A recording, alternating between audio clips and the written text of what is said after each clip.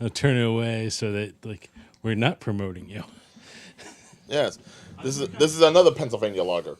We were shooting a movie a couple of weeks ago that was an extra on using O'Doul's. It was for a bar scene. I can understand that. O'Doul's is like probably the most popular non-alcoholic beer, but I don't think they're the kind of organization that's going to be pissed if we talk about them. You know? They could use some advertising. Actually, a funny story. A friend of mine years ago, this is when we were all fairly young and we just all turned 21. And he was so proud he could get a beer, but he doesn't know anything about beers. So he's going through the menu for all these beers and he sees something called O'Doul's. And he's like, oh, that sounds good. So waitress comes over. He orders, like, I like an O'Doul's, please. Like, okay, I'll give you a second. I forget what it was. Oh, yeah, he pulled out his license to give to her to get an O'Doul's. Right. And she goes, don't worry, I don't need that. And he was so, oh, yeah, I look older. And as she's walking away, one of my friends goes, it's a non-alcoholic beer, you idiot. What? No, come back. Well, I mean, to be fair, there is a small amount of alcohol in it, but it's the same amount of alcohol that you'd get in like certain medicines that you can get over the counter. Then you don't need an ID for that either. But I don't know. Like, even if somebody came to my bar and still asked me for an O'Doul's and they looked young enough, I'd still ask just to make sure. Because, God forbid, someone says the wrong thing. But if it's O'Doul's, I mean, it's non-alcoholic. Would you still need to check ID for a non-alcoholic beer?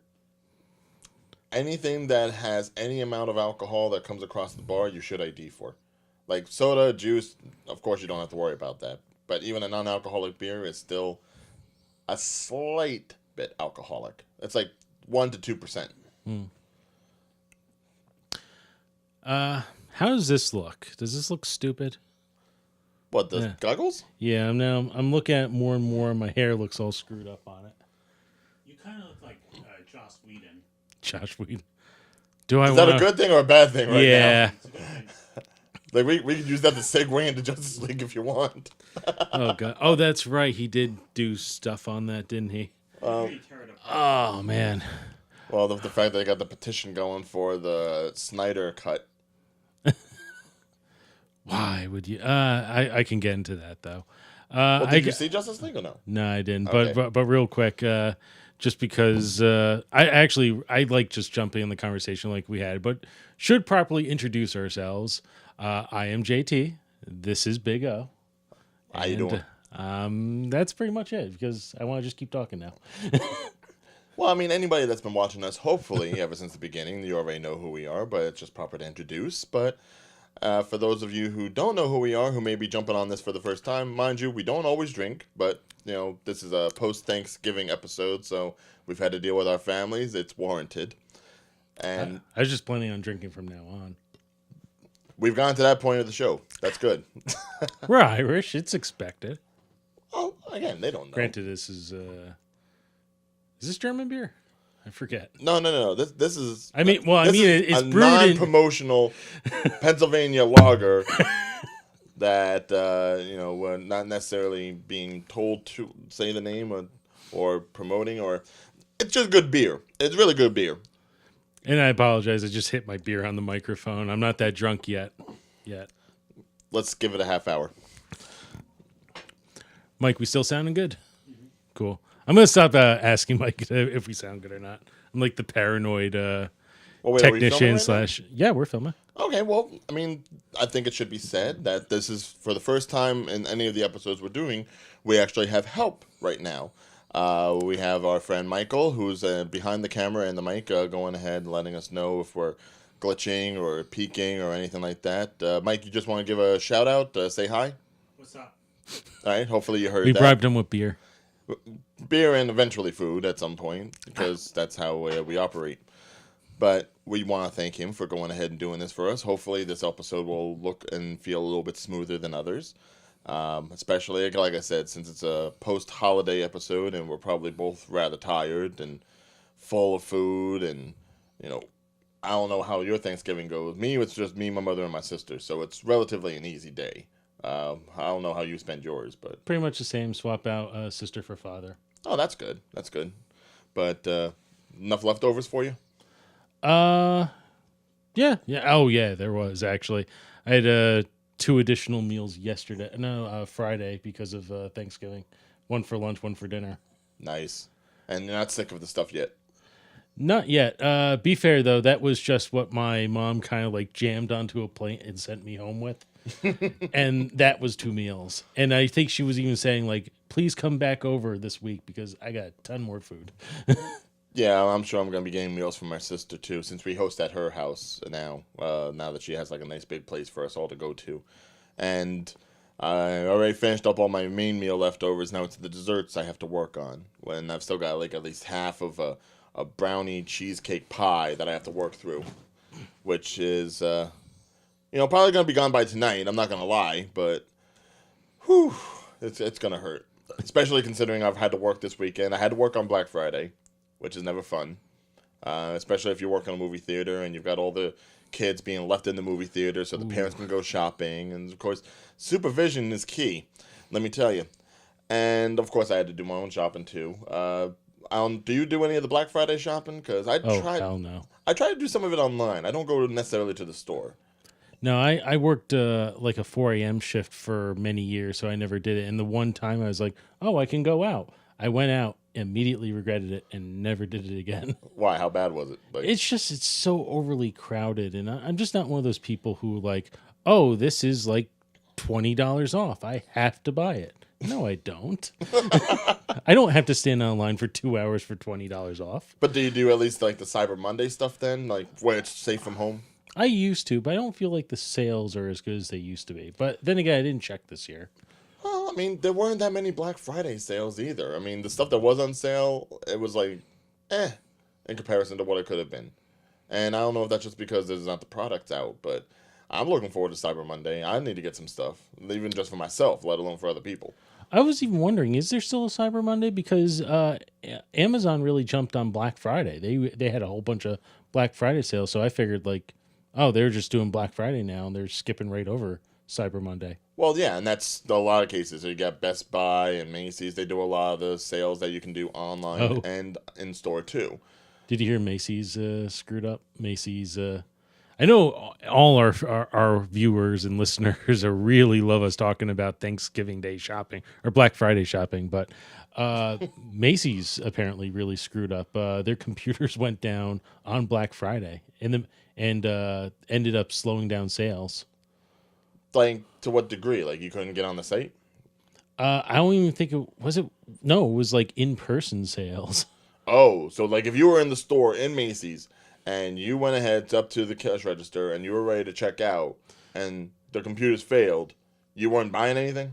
Yeah, crap. Now I'm trying to remember the story because now I don't want to say anything incorrect, but something around those lines from what I recall. Okay, well, I went online, so I'm safe. I've got my order coming in. I got my gifts from my mom, and I'm good. But I guess I'm more thinking about it because you got to think, you're Macy's. You just had one of the biggest fucking promotionals the day before. And then you can't handle the biggest sales day of the year for yourself. Yeah, you got your whole parade for you on the Thanksgiving. It's not the Amazon parade. It's not the Best Buy. It's the freaking Macy's Day, Thanksgiving Day parade. World renowned. New York staple. Flagship store in the city. And your shit goes down. That alone should tell people that you gotta like start shopping online and everything. So, although there are some people that go ahead and still do the store things. As a matter of fact, I just happen to have a story right here. I don't know if anybody had seen any of this in the news, but apparently there was a local guy here in Jersey, in Cherry Hill. He has gone ahead and identified himself as Charlie K, because he obviously doesn't want his name or anything going out. He has paid for over 8,000 items that were put on layaway at the Toys R Us in Cherry Hill. Now, apparently all these are going to be... he also paid a large donation for Toys for Tots. But the people that had these gifts on layaway, they're getting them now. Okay. And now, that kind of hits me a little bit home because my mom was a single mom parent. Like, no dad around. It was her taking care of me and my sister. Layaway for us was like a part of life. All right? Like, if you wanted something, you had to tell mom on, like, August. she would put it on layaway, and hopefully by Christmas time you'd be able to get it. So it was one of those things when she was just doing that, it was, if it wasn't for that sort of thing, we probably wouldn't have had as many good Christmases as we did. But I know there's plenty of other people out there that probably didn't. So for this guy to go ahead and like do what he did, it is like outstanding. Like we're talking at least 350 layaway orders, a total of 8,000 toys. And then decided to ask everyone in the store to pick out these toys, donate to Toys for Tots. He pretty much organized this whole thing at the store, quoting, "I'm trying to bring some happiness to people, to the community that brought happiness to me and my family. I love this community, and I am trying to provide it back to them."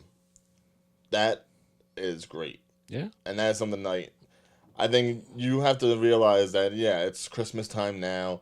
Everyone's going to be pissed off that, you have a whole month of having to shop and the decorating and all that stuff. But you hear something like that, and it just makes you feel good. Right here.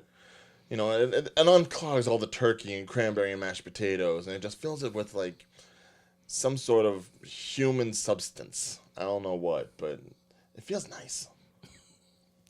I'm glad when, I don't know if I want to say get in the Christmas spirit, because we don't know if he is someone who celebrated Christmas, because we don't know who it was.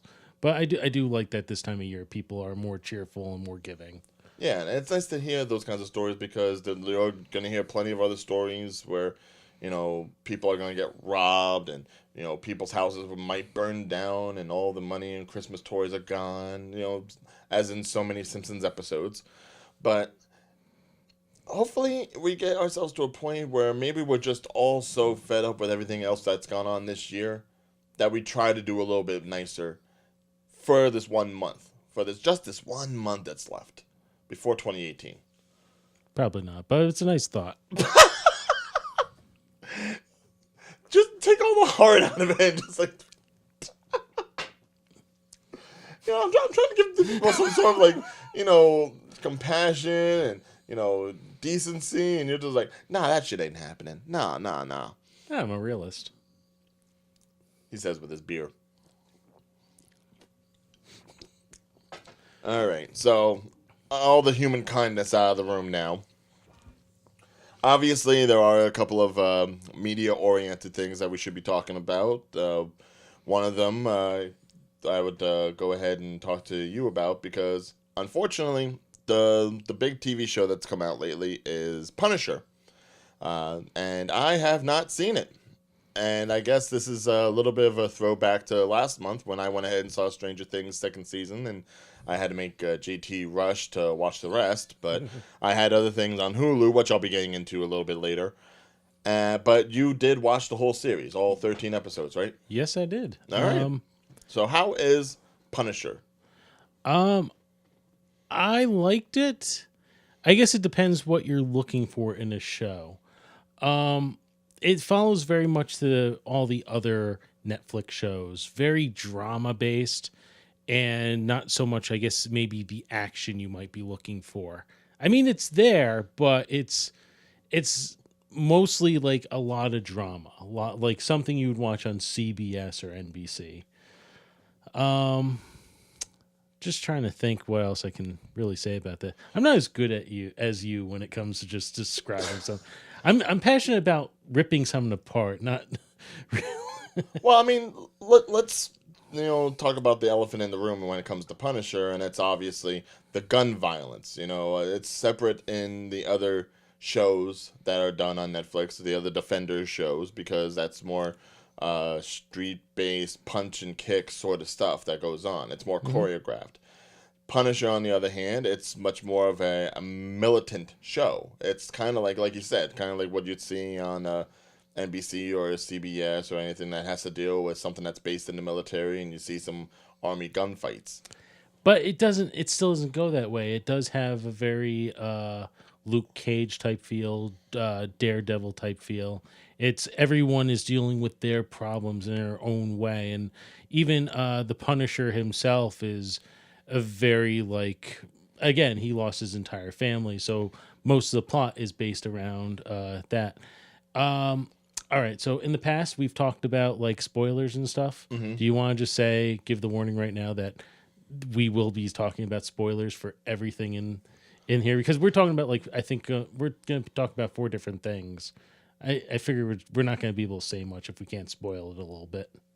I mean, I'm fine with giving spoilers. I actually just did a spoiler-esque review on the ROE page for myself for Justice League. Mm-hmm. So, I mean, if you want to keep on going with that sort of theme, we can easily do that. It's just a matter of, spoiler warning, I'm just going to say from this point on, we are going to be spoiling Punisher, probably Justice League, probably Runaways. Well, I mean, we're only 3 episodes into Runaways, so, I mean, there's probably not too much to spoil there. Spoil the first 3 episodes of Runaways, and what was the other one we wanted to talk about? Future Man. And Future Man. Okay. Yeah, I don't care about spoiling Future Man. You will once you hear about it. We'll get to it when we get to it. All right. So the first thing I'll have to say about Punisher is it's basically, if you saw Daredevil season 2, it's once again rehashing the storyline of who killed Frank Castle's family. If you watch Daredevil, and I'll just give you Daredevil. So spoilers for Daredevil season 2 if you haven't seen that either. In the first half, which was probably the best half, Frank Castle goes on a killing spree, killing the entire Irish mob in New York. Well, not one of the families, because they were responsible for killing his family. And by halfway through the series, he kills them all. So good Frank, he's done. He's avenged his family. Then as you go on, you find out, no, he didn't avenge his family. It turns out that the whole thing was a setup to kill him by his old commander who had a drug operation. And someone's going to correct me because I'm probably screwing up some of the details here, but pretty much it turns out it was trying to kill him, not actually a mob hit. Right, but that's kind of like the twist of the whole Punisher story. If you know anything from the comics, you know that it's the mob that went ahead and killed Frank Castle's family, whereas here it's more his military background coming back to haunt him. Yeah. So that's a nice little twist without it going old school and being like, okay, let's punch some mobsters. No. Now you get into like the thin red line of, what the military can and can't do. But it does, like any type of drama on TV these days, it has all these twists and turns that at some point just makes your head spin. Basically, the first few minutes of Punisher opens up with him finishing off the cartel responsible for killing his family. And then he kind of goes into a life of solitude. Doesn't last long, however, because one dumbass drags him back in, and he ends up doing what Punisher does best, killing people, which leads to him being kind of exposed. Not to everyone, not to all his enemies, but to one guy who needs his help to help to pretty much bring him back as well. Like another guy whose life was ruined by the military. And that's Microchip, isn't it? Correct. Yeah. Microchip in the comics was pretty much Frank Castle's right-hand man. He was the man behind the computer, as you see in Spider-Man Homecoming. Mm-hmm. So pretty much from there, it's just a team up. It's them getting together and then them now finding out no, it's actually these guys are responsible for killing Frank's family for a whole nother reason. So you've just pretty much I can't think of the word, but pretty much redid the story for the second time. Reiterated. Still not the word I was going for, but close enough. So that's already a negative on this one. And then other than that, it's just, again, it's more drama based and action based. They have some really good action scenes.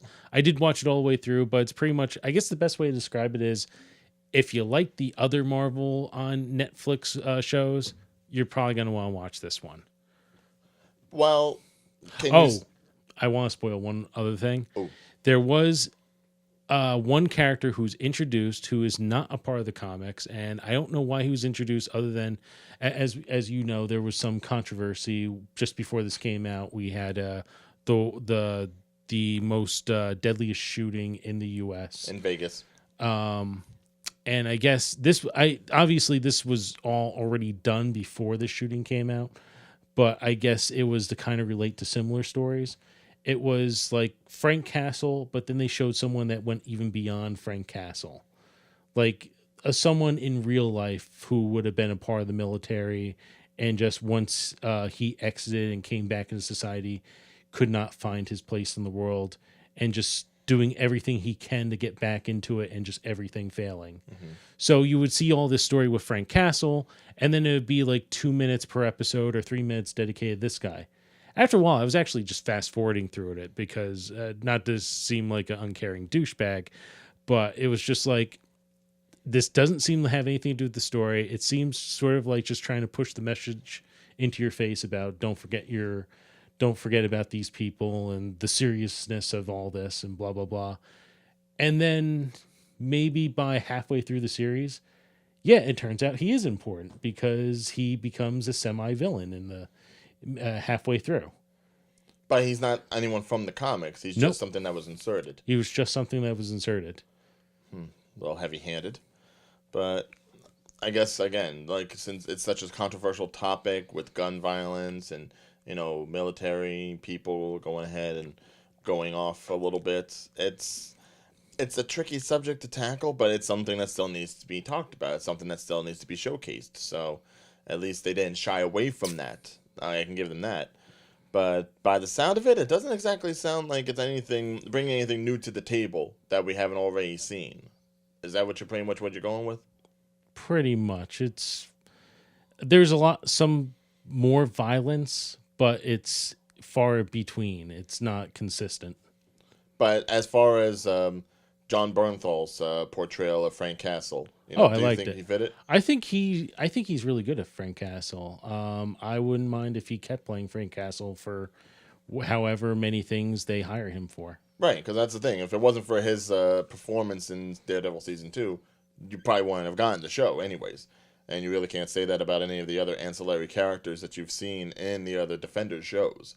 You know, it's not like we're going to get an Elektra show anytime soon, I don't think. And, you know, like I mean, the best thing we could probably go with is maybe a Misty Knight, Colleen Wing, Sisters of the Dragon spinoff. But outside of that, it's nice to show that they're able to at least expand, even though there won't be any new Netflix shows being done by Disney because of the Disney app that's going to be coming out soon. So anything outside of these 5 shows will be on there. So at least they have something else to branch off from.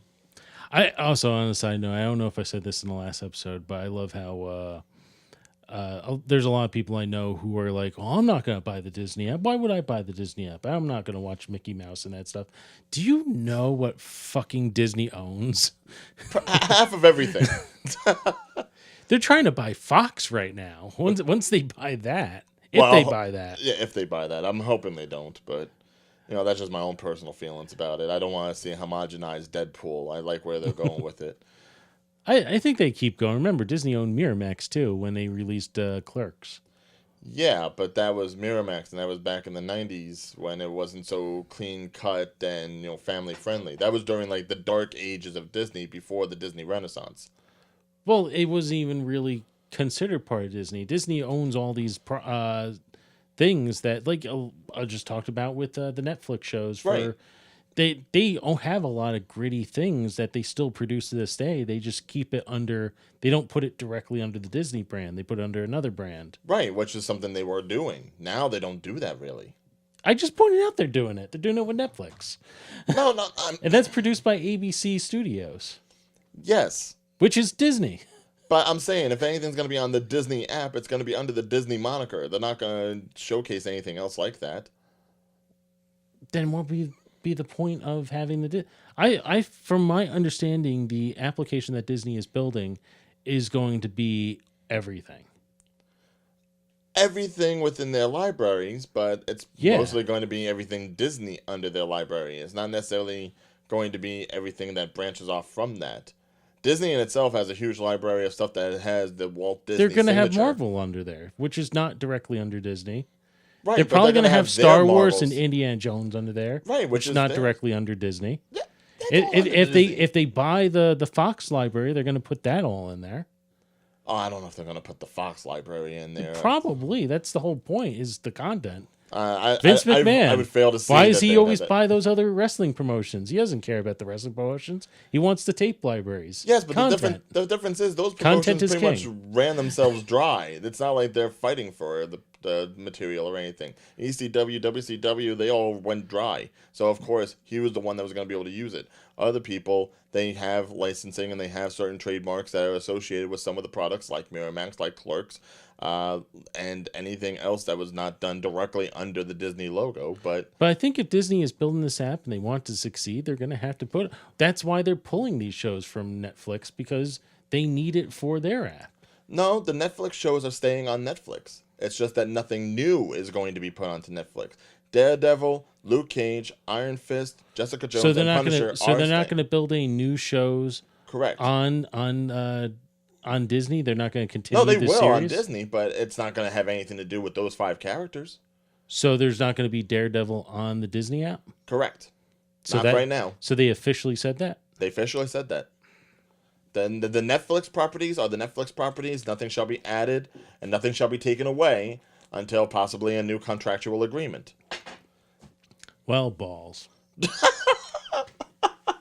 like, this is the point I'm trying to make to you. I'm sorry. But I was actually even going to invest in that thing. Now I don't. Now, but there was so much more that they could work with outside of those 5 characters. Just like Yes, there's, they just like there's so could. much they've been able to work with without having the X-Men and without having the Fantastic Four. so let's talk about Runaways then. Okay, yes. Let's talk about a property that is under Marvel, that is under Disney, and that's Runaways, which is based off of the teen angsty comic of the same name. And the first 3 episodes premiered just this past week before Thanksgiving. I was able to check them all out, and I have to say, for what is supposedly a superhero drama, it focused a lot more on the characters themselves, and that's partially why I liked it, because it wasn't one of these ones like The Gifted or like the Netflix shows where the powers themselves and anything that revolves around them comes into play heavy. This is more just about any other kind of like teen emotional drama where the kids find out that the parents aren't the parents that they grew up with, that they've done some dirt, that they're not so wholesome and not so great, and they don't know what to do about it. And that's really where it stems from. Basically, we have 6 teenagers, all of them with unique gifts, abilities, properties. But at this point, they really haven't discovered any of that stuff. So they're just as new to their own selves as they are to what they find out their parents are doing, which their parents are part of a secret organization known as the Pride. I say secret, even though the Pride organization is out in the public, but they use it as like The Kitty Pride organization. no, not Kitty Pride. No. The Pride organization is pretty much like this charitable sort of organization, but in truth, it's a little bit of a secret cult thing where they all wear red robes and they have a secret underground layer. And essentially, there's this meeting that they have once a year, and they get together and they sacrifice somebody. And the kids just happen to witness it this year as they were all together. And now they don't know what to do. So they are right now in the essence of discovering who their parents are, as well as finding out who they are, because now some of their gifts are starting to come into play. There's one kid whose parents are, as much as they are chemists, they're also biochemists, and they actually have a dinosaur living in their basement. So that's gone out. Another girl, she just discovered that she has super strength while she was having cramps from her period. You have another kid who's trying to break out into his own away from his super genius father by creating his own mechanical devices, like goggles and strength gloves and stuff like that. The one girl who's the main crux of the kids as to why they're getting together all of a sudden now as opposed to before. They used to all be best friends, but then something happened with the one girl's sister who died. And because one of them didn't come up to the funeral, it started making these divides between them all. So when they finally come back together, it's a little, it's a little touchy. But she finds out that she can do magic, and now she's wondering, if the mother can do it, if the sister could do it, that sort of thing. And aside from all the power stuff, the real meat and potatoes is not just what goes on with the kids, but also what goes on with adults too. Because you figure with a show like a Runaways, you're gonna just focus on the kids, like any kind of OC 90210 Pretty Little Liars sort of story.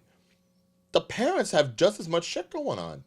So it's one of those things where it's like you don't necessarily have to be a tween or a teenager or a young adult to even get yourself invested in these characters. You could be an older person and still find the investment in the parents and what they have to do for their children and what they have to do for themselves and where they all come from. So as far as character development, it's a really great show, and I feel it's going to be a nice little drama for people to go into every week. Maybe for the next 8 to 12 episodes. I'm not exactly sure how much the season's going to be. If it's Hulu, it's probably only a 13-episode season. But I think it's really going to be something that's going to develop nicely towards the end of the season, where you're going to be so invested in the characters, you're going to wonder, if one of them is actually going to die. And that's something significant, considering these are characters that you're not familiar with as far as Marvel characters are concerned. The Runaways aren't exactly the biggest name in the comic book industry. So for them to actually go ahead and make you feel something for these people that up until now you probably never even heard about. It's not Tony Stark. It's not Steve Rogers. It's not any of those other. It's not Logan. But you're really going to feel an investment sooner or later. Well, I don't know if that's fair to say. Not that you wouldn't invest in them, but to say like they're not. They're like you're kind of playing them off, I guess, as not so popular characters. I'll be honest with you. I never got to read the comic, but it's been on my radar for maybe a decade. I've been wanting to read it. I've always been intrigued by this character in these stories. I think the only thing that kept me away is knowing it's Marvel, and eventually it would get a little diluted. Understandable. But it was always a very interesting storyline from the bat. But you're basically, it's a group of kids finding out their parents are all evil villains, and then running away and trying to figure out how to defeat them. Right. Well, mind you, they haven't run away yet. That's the thing. Even though it's called Runaways, they're pretty much just working, Cloak and Dagger style. Not playing into the Cloak and Dagger show that'll soon be on Freeform, but they're definitely under the radar right now, and they're just trying to see, okay, is what we saw real, and if so, why? It's more of the discovery at this point rather than the chase. So sort of a build up, similar to like I guess Preacher season 1 was like a prequel to the entire comics. I mean, it definitely starts off the same way the comics. Preacher spoilers. Yes, it definitely starts off the way the comics started off. But obviously, if you have the idea of television, you can definitely stretch out the certain parts of a storyline longer than you could on a comic, because with a comic I think you have to actually be a little bit faster paced. But with television, and especially with the locale of California, which they really made California just like make it look really nice, like, and it's not like all Beverly Hills snobbish, like, it looks really good, and that really plays into the characterizations of some of these characters too, knowing that they're from this semi-ambivalent sort of atmosphere, and now this sort of stuff is just like crashing into them when they probably led a nice lifestyle, and now they're just like, oh shit, now people are dying. It plays into it itself like that. But the thing you have to understand is, I mean, I say that people don't know about Runaways because, let's face it, when it comes to big moments that are happening in the Marvel universe, whether it be comics or television, even past or present or whatever, for a lot of people, this is the first time they're even hearing about the Runaways, let alone the individual characters themselves, because these characters don't really turn out to be anyone superhero-oriented in other storylines. You're not seeing these characters in Civil War 2. You're not seeing them in Civil War 1. They're in a little pocket universe all to themselves. Are they in the pocket? So they never interacted with other Marvel characters? I'm sure in the comics they do eventually, especially when they're on the run and they're running away from the parents, but I don't necessarily see that happening here. And they're not going to get any character names. So this is where certain individuals out there, probably you, are writing like, "That's not true, Ryan. You're totally wrong, Big O." I'm simply saying this isn't going to be part of any connected universe. This isn't going to connect to the Well, Defenders. none of them It's not going to really connect do. to the Marvel. It's not going to connect to Agents of S.H.I.E.L.D. It's not going to connect to anything, much like it doesn't do in the comics to that degree. You mean It- because Disney is probably going to end that after one season as well? I don't know if they're necessarily going to end it. I mean, Lord knows they should end it with Inhumans because that's bad enough that it's going to connect over to the Agents of S.H.I.E.L.D. at some point, I'm sure. But no, I think in regards to the new shows that they have coming out, like Cloak and Dagger. Well, why would like they end this, Netflix and not Hulu? Well, I don't know why they would end Netflix and not Hulu's Hulu, the only- but Hulu's the only one that actually won Emmys. They're a little dangerous. Hulu is a little dangerous, but all the more reason to get in good with them if they are the ones that are also well, mind you, Netflix has won awards too. Why would you get in good with them? You're building their competition against them. Right, but that's not really mean that you would have to have everything on this app that they're building. Why The would you wider fight influence helps. against Netflix and not Hulu? I don't know why you'd fight against Netflix. Well, probably because Netflix is doing the one thing that Hulu isn't, and that's making original movies. I think the movie thing is more dangerous than the I television thought thing. Hulu is. That's why Hulu doesn't make original movies. I thought they did. No. I mean, I can't name any off the bat, but I thought they were working on. At best, maybe a couple of documentaries, but certainly not any, award-winning sort of stuff, whereas Netflix is a competitor to the movie theater in itself, and Amazon certainly is putting out their own movies too, some of it going into theaters, but Hulu, no. Really? So Hulu doesn't have movies? No, if anything, Hulu's just now starting to get into the live streaming No, television wait. game. I remember 10 years ago watching RoboCop. First time I was watching an actual movie stream online. It was on Hulu. Yes, they take movies, but they don't make their own. But it could be just a matter of time. But like I'm saying, they're just now starting to get into live streaming television. What do you mean now? They've been around for a decade. Live streaming television, not just streaming shows. Next day. Wait, they're actually streaming. They're starting up a new Hulu Live program, which for $40 a month, you'll be able to stream any television show that is warranted at the time it premieres, not the day after. Actually, that goes into a good subject, a little farther away from the Marvel stuff we're talking about. Because we love segues. Segue. Net neutrality. Oh yeah. Because that's actually, as of the time that this episode is being taped, that's the big thing. December 14th, there's going to be a decision by the FCC whether to keep or remove net neutrality. For those who don't know, and just to give you the simplified answer of all this, I could be wrong, but I don't think I am, is net neutrality is basically the FCC saying that a internet service provider has to give equal bandwidth to all segments of the internet. It can't separate them into things like, say, if you want Netflix, you're going to have to pay for this. If you want Amazon, you're going to have to pay for this. This is, I think, going to be a big hit if they take it away, and these ISPs, which this is the other silly thing to me. They're removing these rules, which there's no real reason to remove these rules except to give more power to the ISPs, which are saying, well, it allows the ISPs to be more competitive, except all the ISPs, there's usually one per area anyway. So it's like, we're going to make someone competitive in an area where they have relatively no competition. Well, technically, in many areas, there's three. That's the thing a lot of people don't seem to realize, because there's your cable provider, there's your satellite provider, and then there's Fios, which is obviously Verizon, but that's separate from the other two. Does satellite do internet? I don't remember satellite doing an internet service provider. Technically, they do. Like, if you buy into any person's package, whether it be DirecTV or Dish Network or Cablevision or... So DirecTV provides internet? Yeah. Huh, I didn't know that. Yeah, it's usually with whatever connection they have with AT&T. So, the fact is, while there may not be two cable providers in the same area, there's still always options. And now there's going to be even more competition between them if net neutrality goes down, because now the satellite will compete against the cable more so, and then Fios will be its own separate entity as it is now. And it's just going to get to the point where, either you're going to have to deal with it or you're not going to have internet at all. But I think the problem with this is, when they do these packages for cable, like your basic, your advanced, your plus, your gold, etc. Yeah. They're paying money to these channels to be on their network. Mm-hmm. You're not doing that with Amazon. You're pretty much Amazon wants to be going out to everyone, and these cable service providers can say, no, these people didn't pay to get Amazon, so you're not going to go to these homes. Right.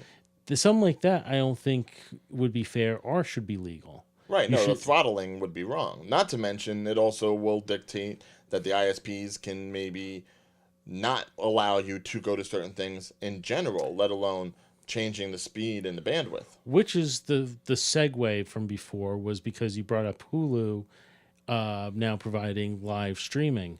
I think that's where cable is going to attack, or actually all these providers are going to attack the PlayStation Views, the Direct Net TV Now, all the people who are like, hey, you can watch these TV channels over the internet from us on these other cable providers' internet. I think they're going to immediately go after that. Yeah, no, it's going to be blood in the water, really, and that's why so many people either on YouTube or on websites have gone ahead and they've pleaded to everyone that they can to go ahead, send letters to your governor, write down the petitions. I've signed a couple of petitions myself, just making sure, and make sure that we have a free and open internet for everybody before anyone goes ahead and tells you what you can and can't see properly. Well, we'll see if it makes a difference. I'm still fighting for it, and I'm promoting it, and I'm trying to reach out to anyone I know about it, like a jerk, but I don't care. I want my internet to be open.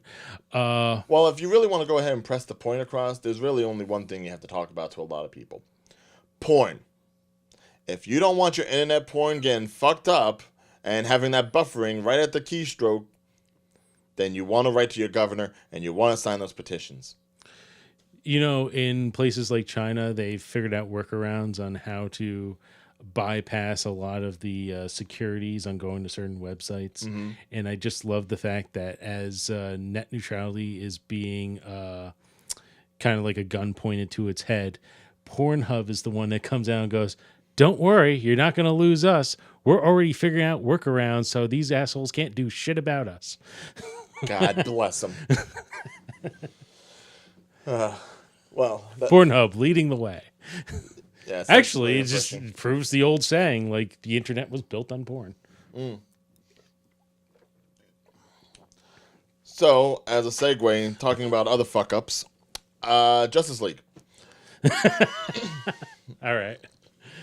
Now, I've gone ahead and seen Justice League. You've heard enough and read enough, I'm sure. And now, the big thing I want to talk about, because certainly enough has been said, I've even gone ahead and done a spoiler review of Justice League from my own home the night that it came out, which, of course, if you go to the Real or Deal Entertainment page on Facebook, you'll be able to see that video at any time. This way, I'm not bothering you with another spoiler alert or review or anything like that. For all your spoiled needs. Yes. Well, I mean, that's actually the hashtag that I was using for it. Hashtag spoiled rotten. It's basically a new little concept I've come up with where I go ahead and review movies that have not been rated so well, and I decide whether or not they're still deemed worthy for the general public to go out and watch. And in my personal opinion, Justice League is a movie worth going to the movies and seeing, regardless of its Rotten Tomato review. And that's mostly because it in itself is a fun movie. And if you take it away from everything else that's come prior to it, like Superman, Man of Steel, like Superman vs. Batman, or Batman vs. Superman, whichever way you want to put it, even especially Suicide Squad, if you take it away from all of that and just see it as a movie unto itself, it's a fun movie. I liked some of the characters in there, more so than others, yes. And the plot can be a little jumpy, but of course, it's Warner Brothers editing, so I shouldn't be too surprised. But I would still recommend to go and see it. However, there is now the petition going out that they want to see the Zack Snyder cut. The original version of the movie before Joss Whedon got his hands on it, because there's a lot of complaints about Joss Whedon's interference in the film. Yes, because Zack Snyder's cut of Batman versus Superman was so great. Obviously, there were going to be some differences between the theatrical cut and the one that you got on DVD, and a lot of people praise the one that you get on DVD as being that much more of a coherent story, but that's also because you have 30 minutes of edited material being punched back into the thing. And Whether it's more shit or less shit, it's still shit. granted, however, I think the fact that if you kept Snyder going on the same streak that he did with Batman v Superman, tonally, it would make more sense than what a lot of people got with Justice League, the Josh Whedon / Zack Snyder version. And there are even complaints that Whedon went ahead and ultimately just took the stuff he did from the 2012 Avengers and plugged that into the movie. So who did he kill off? Did he kill off the Flash? I bet he killed off the Flash. I'd kill off the Flash. Well, the 2012 Avengers didn't kill off anybody. Spoilers. So, actually, considering the fact that we know Superman comes back to life in this, Yes. spoiler. Well, I mean, you can't even call that a spoiler now. Because here's the thing: they should have been promoting Superman from the get-go. And the thing is, once the movie actually came out in theaters, that's when they decided to put Superman on the promotional posters. Yeah, it's like, the stupidest fucking thing in the world. It's like, one, why would you even kill off Superman to begin with, knowing the fact that your next movie is going to be Justice League, where who is the front and center? I'm sorry, Batman might be really popular, but it's fucking Superman. Batman's aside, but it's fucking Superman. And you don't have Superman for all this. You have Batman back there like, oh, I hope I can hold this together. Yeah, plus... It's Ben Affleck Batman, so no, he can't. But that in itself, you can already tell the differences between Batman vs. Superman and Justice League. The fact that at the end of Batman v Superman, you see the dirt coming off the grave, and you're getting the sense, oh, he's still alive to some degree. They don't even touch on that shit in Justice League. They pretty much just say he's still cold and dead in the ground. And it's not until they go ahead and do their little mother box voodoo that he's suddenly jolted back to life. So it's like there's no consistency from one movie to the other in many aspects. That's why I say if you just look at Justice League as a movie unto itself, an island unto itself, not having to do any connectivity to any of the other movies prior, except maybe Wonder Woman, and you will enjoy the film. But I don't think you see it like that. I think you're just going to be like, kill it, let it die. I think I need another beer. I'll get one. Is it that bad? No, I haven't seen Justice League, but I just... sorry for the noise on the microphone there, but I need a beer. Unbranded, as far as you know. Unless you live in the Call it area. Wingling. What? Wingling. Wingling? Wingling. I can't. I just can't. But based upon what you've heard of the movie and based upon what you may intentionally see one day, I have to ask you, being more critically minded than I am, I think, do you want to see more of this DC universe? You don't? No. You think it should just end? Yeah. And you know what? This comes from someone who 10 years ago was a gigantic Zack Snyder fan. I mean, he was close to my favorite director 10 years ago. I loved 300. I loved the new Dawn of the Dead. I liked, whatchamacallit? Watchmen.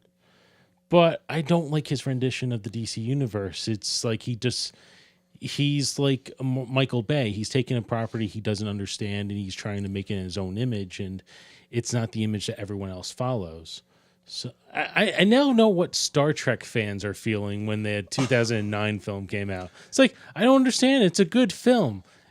Now I realize it's not Star Trek, and this is not the DC universe. This is Michael Bay. It's Zack Snyder, but it almost feels like it could be made by Michael Bay too. This wow, that is a deep cut. You're comparing Bay to Snyder in that respect? I always compared Bay to Snyder. The only thing I said about Snyder was, hey, at least his movies are good. And then he came out with Man of Steel, and now I'm not so sure anymore. What? Man of Steel was pretty damn good for what it was. I mean, yeah, it was maybe a little heavy-handed with the whole Kryptonian stuff, but outside of that, it was a decent Superman movie. Let me ask you this. You've seen that movie, so if you knew nothing about Superman, nothing whatsoever, would have been a good movie. I would say, yeah. I mean, Why?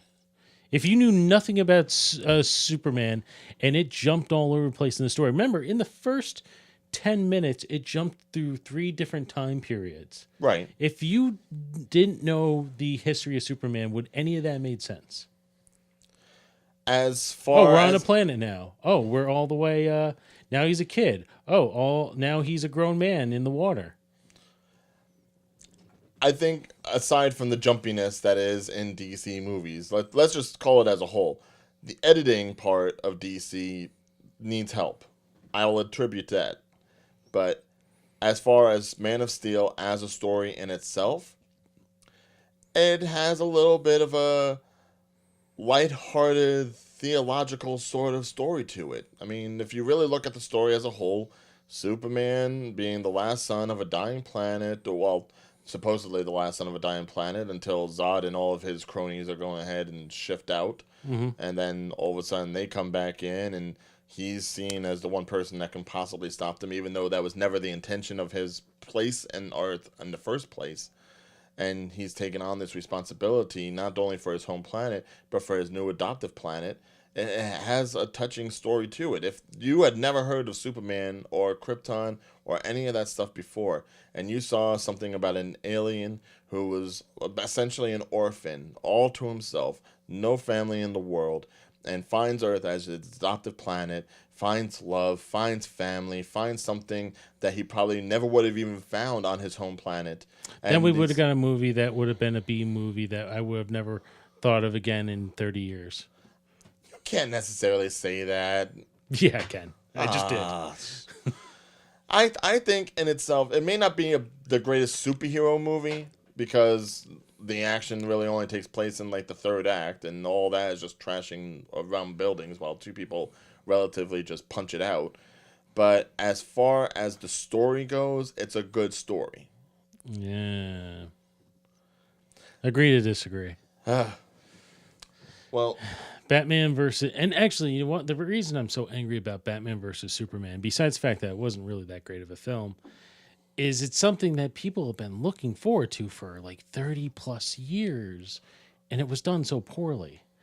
And the same thing with Justice League, because it led from Batman versus Superman. Zack Snyder, like Michael Bay, is really good with the action, and depending on the story he's given, he can make something great. But very obviously, he loves darker themes, and that's not really the themes that fit within the DC universe. At least not the ones that he wants to play with. well, here's the thing. If they had just had Zack Snyder do a Batman movie as opposed to a Batman vs. Superman movie, it would have been fine. I think they jumped the gun a bit by even introducing the rivalry between these two characters. Batman's branding people. Do you think he would have done a good Batman movie at that point? He made Batman too dark. The fact that he took a character who was already dark and went, let's turn it up a notch. I don't know. Everyone was annoyed about Batman killing people. I was more annoyed about him branding people. Oh, I understand the whole idea of like the killing and all that, but you also have to understand this is a Batman we haven't seen yet. This is an older, grizzled, apparently 20 years in the game sort of Batman. When you've been doing something for 20 years and you still have to do it because nothing seems to be getting any better, you'd probably be to the point where it's like, you know what? Fuck them all. I would. Well, even the Dark Knight Returns, he wasn't fucking branding people. I mean, he was breaking their bones and shit, but... Well, no, because that wasn't as much of a comic universe in those 3 movies.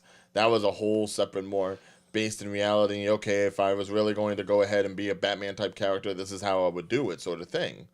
That one is probably the most based in reality out of any of these What's Batmans. the most based in reality? I got lost there. The Christopher Nolan ones. Oh, well, I wasn't talking about that. You said The Dark Knight. Returns. Right. The comic. Oh, I thought you meant the movie. No, the comic. You gotta be more specific. I said The Dark Knight Returns. There's nothing else called The Dark Knight Returns except for the Dark Knight Returns storyline. There's a Batman Returns and there's a Dark Knight movie, but they're not Dark Knight Returns. The the fact is, there's too much Batman to go around, all right? He had to do something different, and he did something different. Yeah, he branded people. And had a kick-ass car. That blew everyone up. That blew bad people up. To smithereens and ashes. Anyway. All right. All right. We've gone almost an hour now. Well, how did we start? Because I noticed that we started talking at the 20-minute mark, so I don't know how long we were filming before. We started at the 20-minute mark of talking? Well, as far as the actual introduction of the show and everything, Yeah. I thought. Well, we talked about a few other things. I was just going to throw it in. Oh. That's why I did the quick, fuck it. This is my name. This is his name. Let's talk. Okay. I wasn't sure how far you were going with that. Did you want to touch on Future Man? Sure. I don't know if I'm gonna catch it or not. So, Well, yeah, let's spoil it for myself. The trailer pretty much told you the entire story. So, well, that's the thing. This isn't a show that's based upon you really gotta follow along for the story, but it takes so many twists and turns. Well, first of all, we're talking about Future Man. Future Man is essentially a 13-episode action comedy series from Seth Rogen and Evan Goldberg, who are the same guys who are behind Preacher. And essentially, you've got Josh Hutcherson, or Peter, from the Hunger Games series. He plays a character named Josh, who is staying at home with his parents, video game aficionado. And he ends up beating this one unbeatable game, which retroactively has two people from the future come to claim him as the savior of their time, and they need him to save their future. So, essentially, it is The Last Starfighter, and the thing is, they make mention of The Last Starfighter, as you see in the trailers. This is a show that, as much as the timey-wimey, wibbly-wobbliness of time travel is, they make so many references, and they are so aware of themselves that it is a fun show. That's what you're going into this show for. Don't think that you're going into it for any kind of deep-rooted, Doctor Who-esque sort of time travel phenomenons. This is really just going to be a ridiculous show that turns a lot of pop culture on its ear. They make fun of so many movies, and they make so many references that you almost want to be like a fanboy watching to pick them all out. Whether it be the times that they use the little from Back to the Future when something weird happens to the timeline, or whether or not once they've gone to James Cameron's secret mansion with all of his stuff, and he has a computer that guards the house called Sigourney, and they pretty much do an Easy Rider sort of thing when they go back to the the 60s in order to stop somebody from ever developing herpes, because apparently developing herpes is what put them onto the road of destruction for the future. It all starts with herpes. It's one of these things where if you know anything about Seth Rogen's kind of humor, if you've seen any of movies like This Is the End, this is something that's going to interest you just for the humor alone. And Josh Hutcherson, I've never been the biggest fan of his, because I wasn't exactly a fan of the Hunger Games movies. But in this, I do see him as a likable character. I mean, in those movies, he could be as annoying as fuck. But here, I like him as this supposed savior for these two bulked up dystopian warriors who are named Wolf and Tiger. And here, he's supposed to be their savior, and he can't do shit.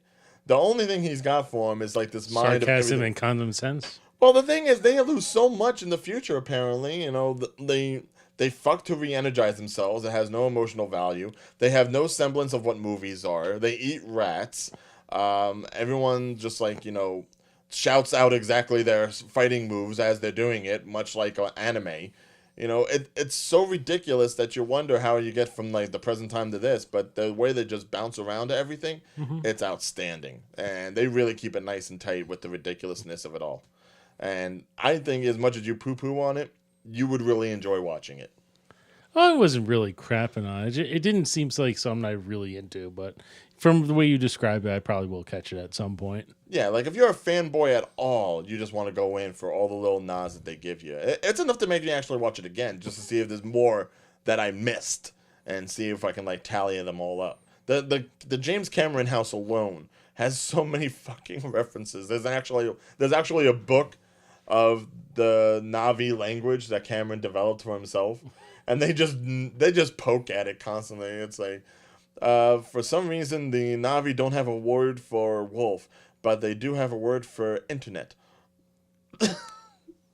It's so ridiculous, and it's like it plays into Cameron so much. But that's because Cameron, I think, is a heavy influence on a lot of the stuff that they do in this, whether it be Terminator stuff or Titanic stuff, or I guess to a certain extent Avatar stuff too. There's a lot of Cameron that I think is the heart of this. Some of the material that they use, and it's I think a little nod to the whole fact that we're so inundated with sci-fi and with pop culture that once it actually starts coming into like our real life, and once we actually start acknowledging what it is and what it isn't, it makes things that much more silly, and I think that's really the fun of it. Speaking of, it sounds like it's sort of a stupid yet smart comedy. Like, if you know none of what they're talking about, I think you'll still enjoy it because it really keeps you captivated because it's just bouncing around all over the place. Like, it's there's no two-parter episodes or anything like that. It's like every single episode is just a whole situation unto itself. They wouldn't even need to be interconnected. They don't have to be in that respect, but they are connected. It's so wobbly. It is so greatly wobbly. Now, being a fan of Doctor Who, I can appreciate wobbly. And this makes me wobbly. Wobbly. Oh, that's right. We're also, speaking of Doctor Who, we're actually getting close to the Christmas special this year. Yeah. The last of Peter Capaldi. Right. Rest in peace. Just when all the fans were starting to like him, and then he's like, I think it's time for me to leave. Why? Well, that's like most doctors. You only get like maybe 3, maybe 4 years of them. Yeah, but I mean, like, people I think instantly fell in love with 10. It maybe took 2 or 3 episodes, but they fell in love with 11. I think people hated Peter for like 2 series, and then series 3 kind of like was it. Like he finally found his groove, then now he's already gone. Like now that we're like, okay, he makes a good doctor. See, I always had an appreciation for what Peter Capaldi brought, but that's because I think Peter Capaldi brought back a certain kind of doctor as opposed to the ones that we got with Tennant and with Smith. We've got a more wacky, youth-oriented kind of doctor, which is, I think, is pretty much what they were trying to play into in order to get the series revitalized and bring back an audience for it. But once you had the audience, you realize you had more of a youth-based audience than, say, the fans of old. And because of that, once you go ahead and you take away this young, fresh-looking doctor who everyone's just like loved either as like a friend or a potential boyfriend or as a son, now you implant him with this old cadre type, which is very reminiscent to the first Doctor, which is what makes the Christmas special so good. Yeah, it's going to be a bit of a blowback because now you're taking away this young person that you fell in love with and you're replacing them with an old codger who almost has like delirium. You don't know if he knows what's even going on. But I don't think that was fully it. I mean, I watched all 3 series and I felt like there was always something that was kind of a miss. Now, we knew when Peter was coming in that he wasn't going to play the fun-loving doctor, especially considering what he was playing before that. Oh, yeah, no. But I think what happened was he didn't mesh very well with the Claire character. In fact, it almost seemed like they changed Clara. It seems like they changed Clara's character from how she was with 11 to 12 to make her a little more irritable, a little more like almost unlikable actually at times. And it never really meshed between those two. But I think that's also, well, you could flip it really. You could say that people didn't like Clara because she was almost a little bit too non-essential in a sense, especially when you compare her to Amy Pond and Rory. You know, there's always that thing more so, I think, with the companions than with the doctors, where there's more of an adjustment period because really Doctor Who is being seen through the eyes of the companion more so than the doctor themselves. Yeah, but so it became this friendly relationship to this very antagonistic relationship that lasted pretty much 2 seasons because they were at each other's throat almost every other episode. Right, and that's to be expected when you go ahead and you have somebody that the Clara basically fell in love with to an extent, which they have touched on in the episodes. The then first replaced episode, but then after that, again, it felt like a personality shift. It Oh, no, felt it was farther than that. It was like the Christmas episode. It was, no, the the doctor was supposed to very be the first date. episode where the dinosaur in Victorian London, where like she's like, I don't know if that's the doctor. That's not the doctor. Right. So they played that right from the start. Well, But, I'm talking about like, up but it's towards like the end. even right there from the start, it's like you went from her being sort of a adventurous, fun character to kind of very bitter very quick, and it didn't feel like a character development. It just felt like a total personality shift. Right, but she is bitter because the doctor she knew was gone. I don't know. I think this was they just didn't know how to write it. No. I blame this more for the writers. I feel like if you want, go back and watch the first series with Peter. It's like they didn't know how to write any of those episodes. Like they wanted to make him mean, but they couldn't make him too mean. They were trying to figure out this. It's like they couldn't figure out how to write for him, and it showed. And it's like by series 3, that's when it's like, all right, we finally got it. We know how to do this. And like going from the Christmas special just before series 3 on, he became a much better character. You could say that about most of the doctors, though. Of course, there's always going to be a progression where the more you see them and the more they get into the role, they get better. But again, it's the other doctors from the last few series. Like you instantly felt a connection to. This one, it took a while. I don't know about that. Like, I think first season David Tennant was a little bit of like a wish-wash for me, because if you watch it from like the Eccleston series leading into Tennant, he just looks like he's a dumbass in comparison with the fast talking and everything. You're not sure if he knows even what he's doing half the time. But as the seasons progress, you realize he's just that fast. He's just that quick-witted. Mm-hmm. But if you're comparing one from the transition from one doctor to the other, of course it's going to be jarring. I'm just saying this one took a lot longer. And when it finally happened and when people finally understood, it was like he was already gone, so it didn't matter. Right, but I think that plays into the fact that they were looking at this series like, okay, we've done so much to get a youth-based audience, and now instead of keeping it going, we're throwing in the old guy. If you really look at like where it started, you start with Eccleston, then you went to Tennant, then you went to Smith. But you almost got younger and younger and younger, and they even play into that in the trailers for the Christmas episode coming up, where the first Doctor sees the 12th Doctor and says, "I thought I'd be younger." I am younger. Yes. Which, in fact, he isn't, but... No, they're actually the same exact age.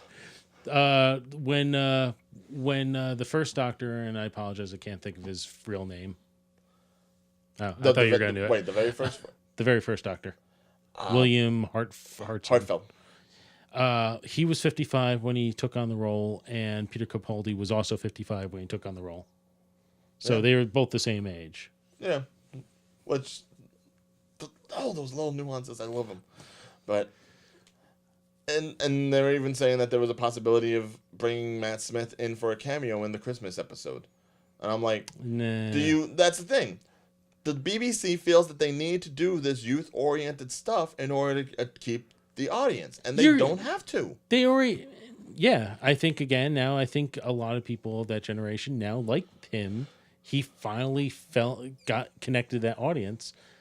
But why would you need Matt Smith? You're introducing a brand new Doctor who is the same age as Matt Smith. I don't know.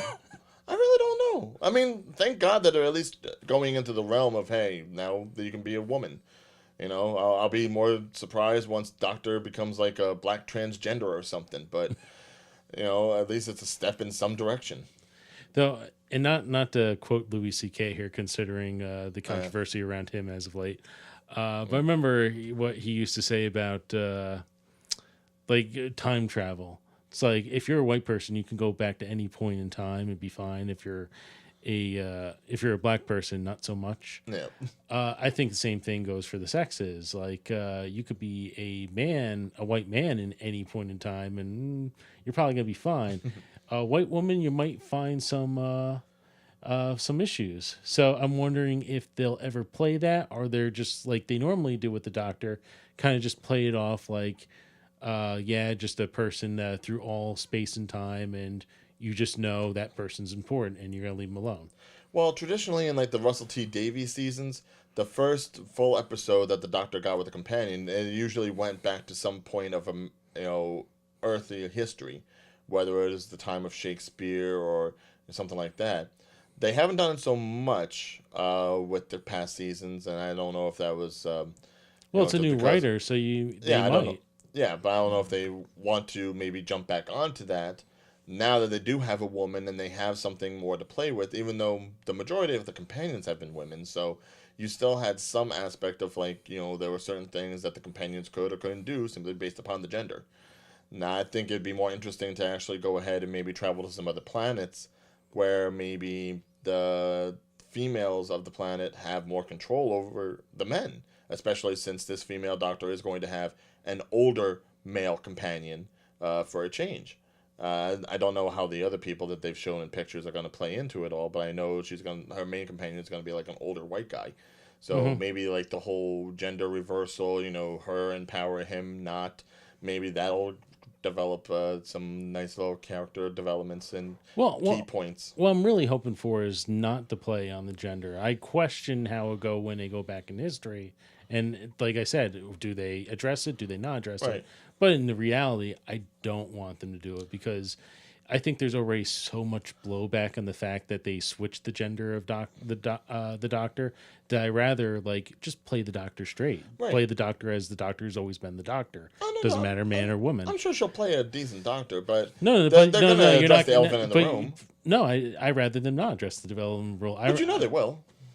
But it's just gonna make it stupid. It's like I think if they don't make the address it and they just play it off as everything is normal, it will become the norm. And it's just like, yeah, doctor's woman now, so what's the big deal? If you address it all the time, it's gonna get old real quick and it's gonna be like it's gonna be that needle poking at everyone. Which is what they will do. You know they will. It's the BBC. They're not exactly the best at keeping things progressive. No offense, BBC, but you're not. It took you this long just to come up with the idea of a female doctor? As an Irishman, I can say this. British. Yeah, lousy Northern Irish fucks. I wasn't even making fun of the North Irish. But I guess They're just as bad. But they're British. As he goes back to the beer. All right. All right, so with that drunken tirade handled, anything else you want to talk about? No, not really. I just want to keep drinking. And that's a nice little segue into the end of this episode. We want to thank you for spending your time with us, as I know you're probably just taking care of your leftovers, and hopefully we've been able to pass the time by. And of course, you can always watch this episode as well as the other ones on the YouTube channel for JT and Big O, as well as through the Facebook page. And I'm hoping that we'll at least have one more episode before the end of the year, something a little Christmas oriented. And if you want to invest to our Patreon, we don't have one.